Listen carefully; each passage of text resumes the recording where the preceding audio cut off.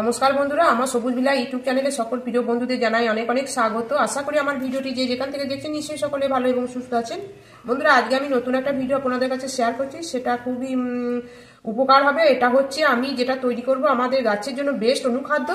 আমরা যেসব অনুখাদ্য বাজারে কিনি সেগুলো খুবই দাম, এটা খুবই কম খরচায় আপনারা বাড়িতে খুব সহজেই এই অনুখাদ্য তৈরি করে গাছে প্রয়োগ করতে পারবেন এবং এটা কীটনাশক এবং ছত্রাকনাশকের কাজ করবে।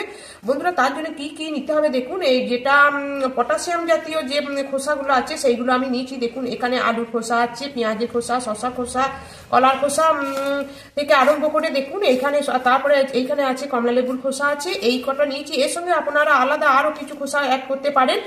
তারপর এখানে নিয়েছি দেখুন বেসন আছে, আর এখানে আমি এক্সট্রা একটু কাঁচা হলুদ নিয়েছি, কাঁচা লঙ্কা, হলুদ গুঁড়ো, আর এখানে আছে শুকনো লঙ্কা গুঁড়ো, আর এই আছে ভিনিগার। এবার আমি এটাকে ব্লেন্ডারে পেস্ট করে নেবো। পেস্ট করে নিয়ে দেখাচ্ছি আপনারা এরপর কি তৈরি করবেন। বন্ধুরা দেখুন, আমি এটা ব্লেন্ডারে পেস্ট করে নিয়েছি। তারপর এটাকে ভালো করে এই লিকুইডটা বার করে নেবো। এরপর এইরকম একটা ছাকনার সাহায্যে বা এরকম ঝুড়ির সাহায্যে আপনারা খুব সহজে এই লিকুইডটা বার করে নেবেন।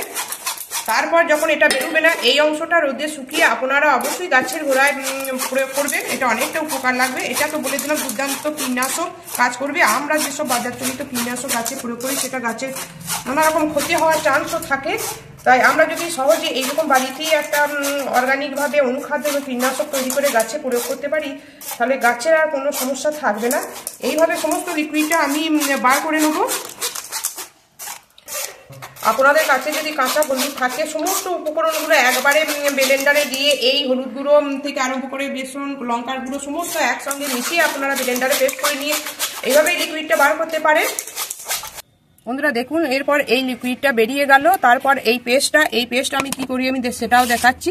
তারপর এইরকম আপনারা একটা কাঁচের বোতল নেবেন, যে বোতলের মধ্যে এটাকে এই লিকুইডটাকে ভরে দেবেন।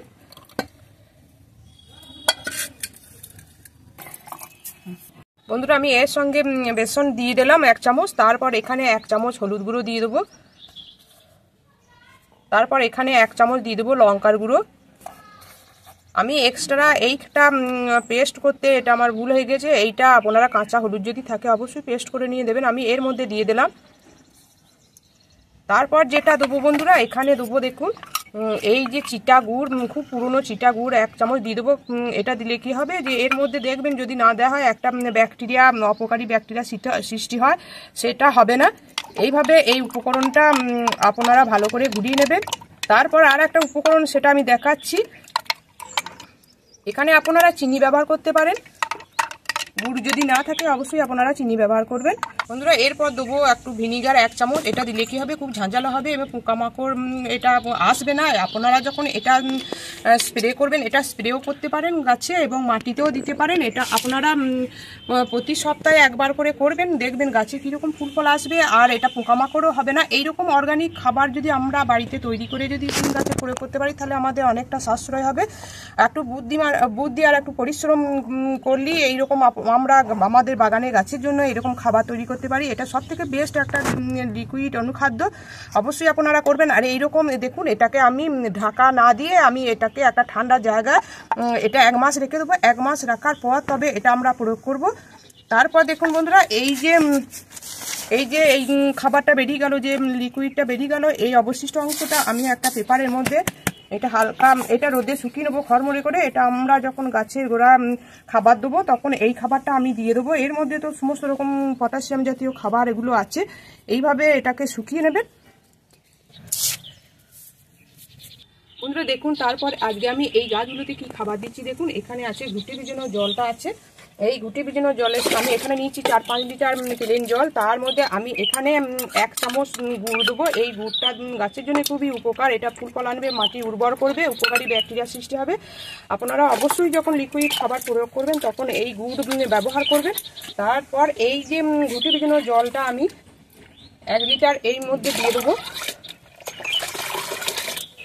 দেখুন, এইখানে এই ঘুঁটেগুলো আমি নিম পাতা দিয়ে এটা ভিজিয়ে রেখে দিয়েছি। তারপর আমার বাগানে এই সব গাছে আমি দেবো।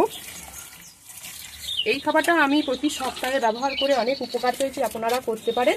তাই যে সমস্ত বন্ধুরা আমার ভিডিওটি এতক্ষণ ধরে দেখবেন, নিশ্চয়ই আমার ভিডিওটি ভালো লেগেছে। যদি নতুন ছাদ বাগানি বন্ধু হয়ে থাকেন তাহলে আমার চ্যানেলটিকে অবশ্যই সাবস্ক্রাইব করে নিয়ে আমার সবুজ বিলার পাশে থাকবেন আর অবশ্যই অনেক কমেন্ট করবেন আর নতুন নতুন বন্ধুদের কাছে আমার ভিডিওটি প্রচুর শেয়ার করবেন।